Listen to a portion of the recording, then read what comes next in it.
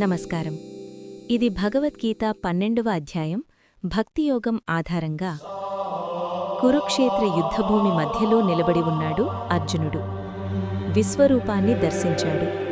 అనంత బ్రహ్మాండాన్ని ఒకే రూపంలో చూశాడు. అయితే ఇప్పుడు అతని హృదయంలో మరో ప్రశ్న ఉదయిస్తుంది. ప్రభూ, నిన్ను రూపంతో భజించేవారు గొప్పవారా, లేక నిరాకారతత్వాన్ని ధ్యానించేవారా? ఇది కేవలం అర్జునుడి ప్రశ్న కాదు. ఇది యుగాలుగా ప్రతి ఆధ్యాత్మిక సాధకుడి సందేహం. శ్రీకృష్ణుడు చిరునవ్వుతో సమాధానమిస్తాడు.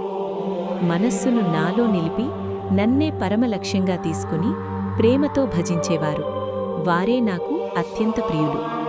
ఇక్కడొక గొప్ప సత్యం బాగి ఉంది. దేవుణ్ణి అర్థం చేసుకోవడం కన్నా దేవుణ్ణి ప్రేమించడం గొప్పది. భక్తి అంటే ఏమిటి? భక్తి అనేది భయం కాదు. భక్తి అనేది బలహీనత కాదు. భక్తి అనేది కేవలం పూజా విధానం కాదు. భక్తి అంటే హృదయం పూర్తిగా దేవునికి అర్పించడం, మనస్సు ఎక్కడికో పరుగులు తీయకుండా ఒకే దిశగా నిలవడం, దేవుని స్మరణలో జీవించడం. కృష్ణుడు చెబుతున్నాడు, నిరాకార సాధన కఠినమైనది. ఇంద్రియాలను జయించిన వారికి అది సాధ్యం. మనస్సును పూర్తిగా శూన్యంలో నిలబెట్టగలిగిన వారికి అది సాధ్యం. కానీ సాధారణ మనిషా? ఆయనకు భావం అవసరం, ఆయనకు రూపం అవసరం, ఆయనకు సంబంధం అవసరం. అందుకే కృష్ణుడు భక్తి మార్గాన్ని సులభంగా చూపిస్తున్నాడు. కృష్ణుని కరుణ. మనస్సును నాలో నిలపలేకపోతే అభ్యాసం చెయ్యమంటాడు. అభ్యాసం కష్టమైతే నాకోసం పనిచెయ్యమంటాడు. అది కూడా సాధ్యం కాకపోతే నీ పనుల ఫలాన్ని నాకు అర్పించమంటాడు. ఎంత దయగల ఉపదేశం! దేవుడిలా చెబుతున్నాడు, నువ్వు ఎక్కడ ఉన్నావో అక్కడి నుంచే ప్రారంభించు.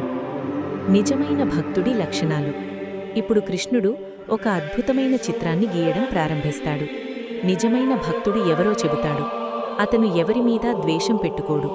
అతని హృదయంలో అసూయ ఉండదు. అతను స్నేహపూర్వకుడు, దయగలవాడు. అతను అహంకారం లేనివాడు. నేను అనే భావన అతనిలో కరిగిపోతుంది. సుఖంలో పొంగిపోడు, దుఃఖంలో కుంగిపోడు. అతని మనస్సు సమత్వంలో ఉంటుంది. ఎవరూ నిందించినా అతను ప్రశాంతంగా ఉంటాడు. ఎవరో ప్రశంసించినా అతను మారిపోడు. అతను భయపడడు. అతని వల్ల ఎవరికీ భయం ఉండదు. ఇది ఎంత గొప్ప స్థితి! అంతరశాంతి. భక్తుడు బయట శబ్దాల్లో కాదు, లోపల నిశ్శబ్దంలో జీవిస్తాడు. అతనికి ఆధారం దేవుడు మాత్రమే. అతను కోరికల బానిస కాదు. అతను పరిస్థితుల బానిస కాదు. అతను స్వతంత్రుడు. ఎందుకంటే అతను దేవునికి శరణు వెళ్ళాడు. భక్తి యొక్క అసలు పరీక్ష. దేవాలయానికి వెళ్లడం సులభం, దీపం వెలిగించడం సులభం, పూజ చెయ్యడం సులభం. కానీ ద్వేషం విడిచిపెట్టడం, అహంకారం కరిగించడం, నిందలో స్థిరంగా ఉండడం, ఇవి నిజమైన భక్తి పరీక్షలు. భక్తి అంటే భావోద్వేగం కాదు, అది పరిపక్వత. భక్తి అంటే కన్నీళ్లు కాదు, అది కరుణ. భక్తి అంటే శబ్దం కాదు, అది నిశ్శబ్ద విశ్వాసం. దేవునికి ప్రియుడెవరు? కృష్ణుడు చివర్లో ఒక మహత్తర వాక్యం చెబుతున్నాడు. ఈ లక్షణాలతో జీవిస్తున్నవారు, వారే నాకు అత్యంత ప్రియులు. దేవుడు మన ఆస్తిని చూడడు, మన రూపాన్ని చూడడు, మన స్థాయిని చూడడు, మన హృదయాన్ని చూస్తాడు. మన జీవితంలో ఎలా? ప్రతిరోజూ మనం మనల్ని మనమే అడగాలి. నేను ఎవరిమీద ద్వేషం పెంచుకున్నానా? నేను ప్రశంస కోసం ఎదురుచూస్తున్నానా? నేను నింద వింటే కుంగిపోతున్నానా? అయితే ఇంకా ప్రయాణం మిగిలే ఉంది. కానీ భయపడాల్సిన అవసరం లేదు. ఒక్క చిన్న మార్పు మొదలుపెట్టండి. ప్రతి పనిని దేవునికి అర్పించండి.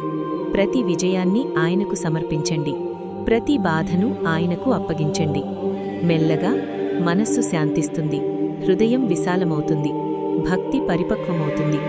ముగింపు. భక్తియోగం మనకు చెబుతున్న సందేశం స్పష్టంగా ఉంది. జ్ఞానం ఉన్నవాడు గొప్పవాడు కావచ్చు, ధ్యానం చేసేవాడు గొప్పవాడు కావచ్చు, కాని ప్రేమతో జీవించేవాడు, అతనీ దేవునికి అత్యంత ప్రియుడు. భక్తి అంటే దేవుణ్ణి వెతకడం కాదు, మనలో దేవుణ్ణి కనుగొనడం.